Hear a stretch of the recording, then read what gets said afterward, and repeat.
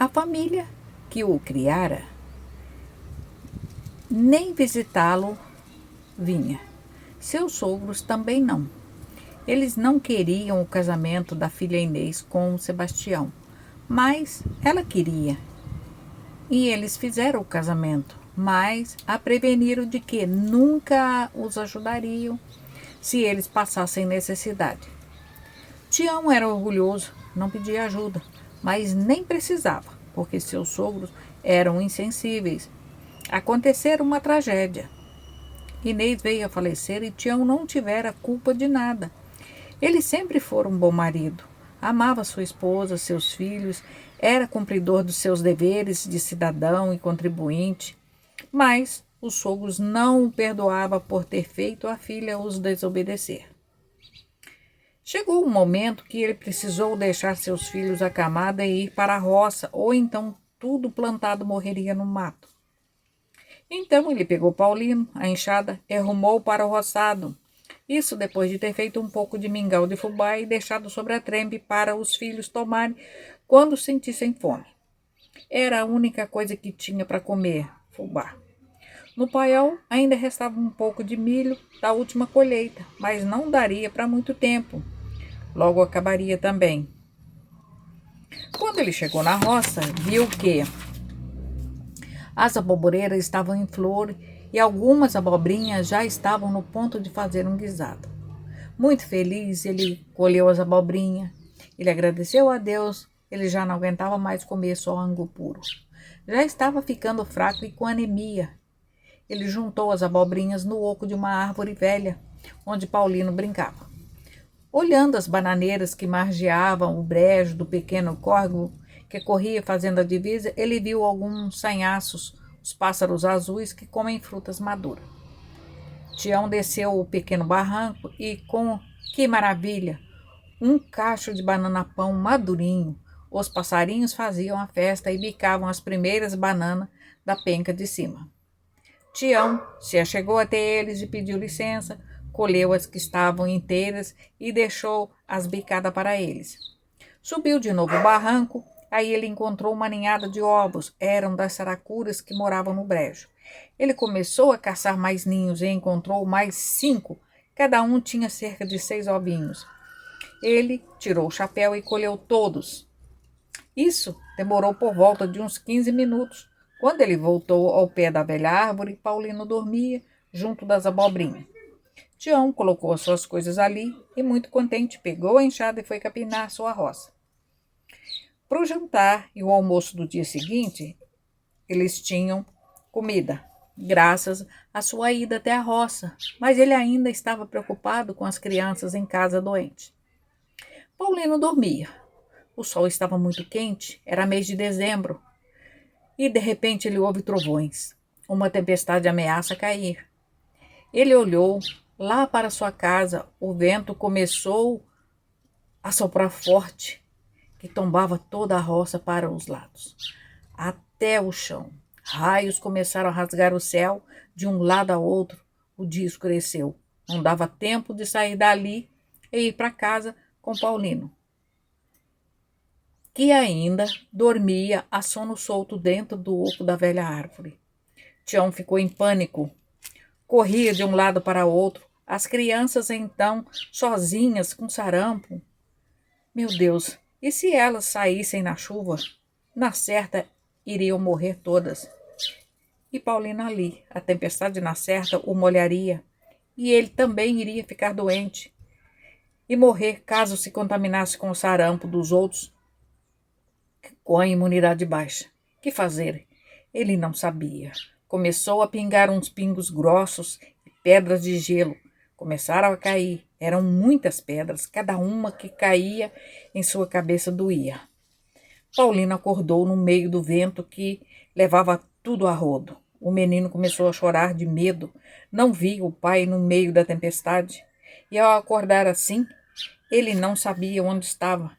Era só vento, mato, folhas, terras e paus que ele via pela frente. A chuva forte começou a cair dentro do oco onde o menino estava. O gelo das pedras esfriou o ambiente.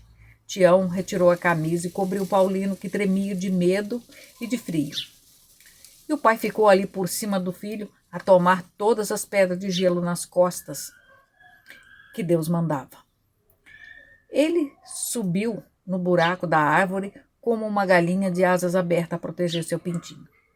Isso durou algum tempo até a tempestade passar. Quando passou, Tião estava com as costas sangrando pelas pedras de gelo, mas ele não sentia nada porque estava com o abdômen congelado. Parou a chuva. Ele saiu de cima do oco da árvore onde Paulino estava. Ele e o menino tomaram alguns pingos de chuva e algumas pedradas, mas estava muito bem. A preocupação agora era com os outros em casa doente. Tião retirou o chapéu da cabeça, olhou para o céu e disse: seja como tu queres. E pegou sua feirinha, o filho, e correu para casa. Seu coração batia acelerado. Parecia um bumbo. Ele não via nada, não ouvia nada, só via o caminho à sua frente. Quanto mais ele corria, mais caminho tinha para correr. Paulino pesava mais que o normal, e haja braço para segurar o menino, as abobrinhas, as bananas maduras, o chapéu com os ovinhos. Ele corria como um desesperado. Puxa, até que enfim chegou no terreiro de casa. Tudo estava molhado. Rápido ele entrou em casa. Onde estavam as crianças? Todos estavam deitados. Mas Geraldo, o segundo filho, estava tremendo de frio e batia os dentes de tanto que tremia. A febre dele era alta. O pai pôs a mão na testa do filho e teve certeza, era a febre muito alta. O menino variava, estava em convulsão. A febre dele deveria ter chegado aos 40 graus. E o fogão estava apagado, não tinha água esquentando. Já era quase noite. Tião não sabia o que fazer. Acendeu o fogo, pôs a água para esquentar. O menino delirava. Ele deu um chá de hortelã para ele. Nessa hora ele não sabia o que fazer, como ajudar o doente. Mas ele não bebia. Seus dentes trincados batiam na caneca de ágata e a boca não abria. Quando enfim a água do fogão estava quente, Tião tentou em vão sozinho colocar o filho de pé na bacia para jogar-lhe água bem esperta no corpo, como fizera com Maria José. Mas Geraldo não se mantinha em pé e Tião estava fraco, magro, sem força devido aos últimos acontecimentos e à falta de alimento. Ele desistiu e colocou o menino na cama.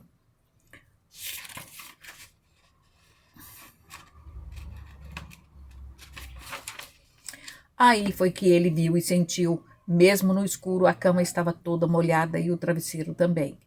É que durante a tempestade a janela se abriu, com o vento forte e uma grossa rajada de vento e pedras entraram pela janela em cima do menino, que, com muita febre na cama, isso foi o suficiente para complicar o estado de saúde dele. E tudo aconteceu tão rápido que nada podia ser feito. Geraldo desfaleceu, caiu sem forças, estava morrendo. O pai, desesperado ainda, tentou segurar-lhe nos braços, na ânsia de assim prolongar sua vida. Mas foi em vão. Ele deu o último suspiro e faleceu, ali, na cama, na boca da noite, ao entardecer, como sua mãe também havia morrido, na mesma hora e no mesmo lugar. Tião já não tinha mais lágrimas para chorar, seus olhos se acostumaram que não vertiam mais água. Sua dor era muito grande. Os outros irmãos não entendiam bem o que estava acontecendo a Paulina. Paulina estava dormindo também com febre e pensava que estava sonhando, que via seu pai assim tão desesperado. No outro dia é que ela entendeu mais ou menos ao ver seu irmão esticado na sala debaixo de um pano branco e 2 velas acesas na cabeceira. Ela já vira aquela cena antes, há um tempo atrás, e quando ela perguntou a um adulto o que era aquilo, esse adulto lhe disse que sua mãe estava morta. Agora, ela não ia perguntar a ninguém. Ela tinha medo que alguém lhe dissesse que seu irmão Geraldo também estava morto. E se ele estivesse morto, ela não o veria mais, como aconteceu com a mãe. Será que isso era bom ou será que era ruim? Será que morrer doía? Será que doía muito? Ela não sabia. Ela só sabia que quando morre, a gente dorme e dormir não dói. Alguém a tomara no colo da outra vez e dissera para ela que a mãe dormia e ia acordar lá no céu junto com o papai do céu. Paulina, no seu íntimo, não gostava muito do papai do céu. Ela tinha medo que ele levasse seu pai para dormir no céu, como fizera com sua mãe e com seu irmão. O tempo passava e as coisas foram se ajeitando. Paulina, na sua inocência, brincava com seus irmãos, tomava banho no riacho. E Tião continuava sua vida de preocupações, sempre a levava para a roça junto com Paulino. Sua irmã, do meio, Olga, era como um moleque, não tinha papas na língua, era estovada, estabanada e feia. Zezé era mais bonitinha, mas muito franzina, mas também muito inteligente. Tião tinha uma lousa e todos os finais de semana ensinava os filhos a escrever, ler, fazer contas, conjugar verbo. Ele tinha um tal de manuscrito que era um livro escrito à mão, a joia dos ilustres letrados. Ali ele aprendera a ler, a contar, a escrever, e nesse mesmo manuscrito ele ensinava os filhos. Os dois mais novos ele não forçava tanto, mas os maiores eram obrigados a aprender, e isso muito irritava os filhos homens. Olga não fazia contas de aprender, por isso vivia levando croques na cabeça na hora das lições. Zezé aprendera pouca coisa, porque aos 15 anos ela foi pedida em casamento por um vizinho, Sebastião Abrão, um boa-vida, desocupado, que vivia da herança que o pai e o avô lhe deixou. Cortava as árvores do sítio e vendia em forma de lenha na cidade. Gostava de beber, era matreiro, finório e mulherengo. Ele conquistou o coração de Maria José, que nada sabia da vida. Ele, com seu chapéu panamá de banda, dentes de ouro na boca, botas e um cavalo bem arriado, fazia o coraçãozinho dela bater descompensado. Sem experiência nenhuma, ela não sabia a bomba que estava pegando. Seu pai lhe perguntou se ela queria realmente se casar com o moço, seu pretendente. Ela respondeu que sim.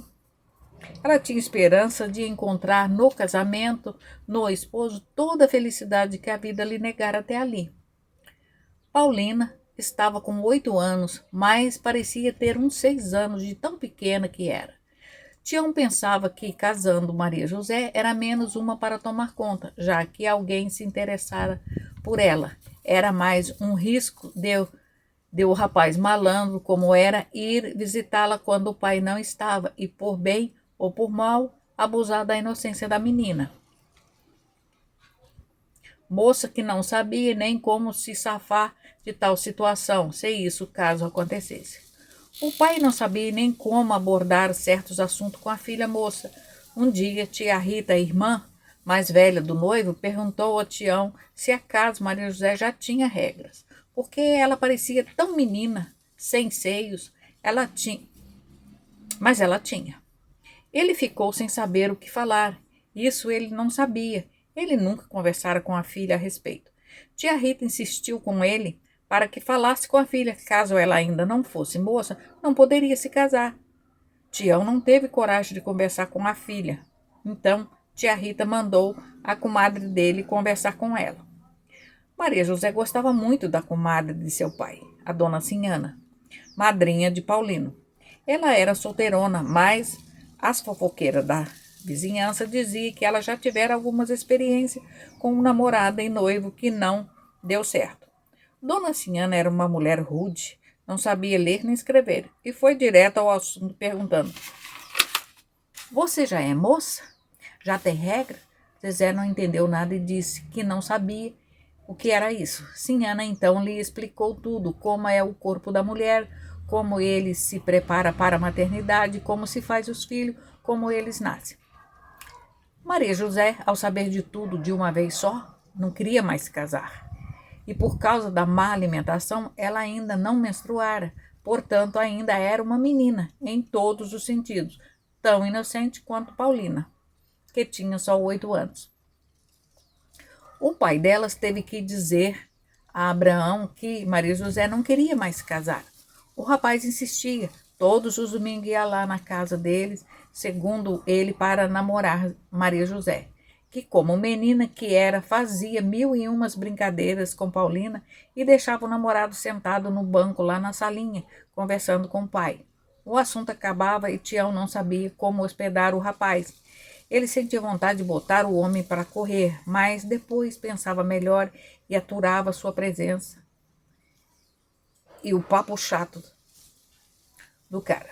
Um dia, Maria José ouviu Abrão tocar no assunto de casamento. Ela pegou um chicote e o ameaçou açoitá-lo. Ele não queria se casar, ela não queria se casar. Ela não ia fazer aquelas coisas com ele e nem com ninguém. O pai dela, coitado, ficou vermelho de vergonha e tentou de todas as formas, de todas as maneiras, acalmar a filha e tirar o chicote de suas mãos. Mesmo assim, o rapaz não foi embora. Ele continuou insistindo em querer se casar com ela.